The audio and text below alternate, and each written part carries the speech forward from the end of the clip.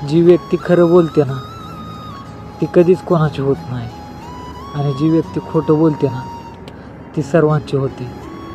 का माहिती आहे? कारण की जगाला फक्त स्तुतीप्रिय असते, तुमचं खरं बोलणं नाही. आयुष्यात बऱ्याच वेळा ही गोष्ट अनुभवली मी. म्हटलं चला अनुभवातल्याच एखाद्या गोष्टीवरती आज रील्स बनवूया.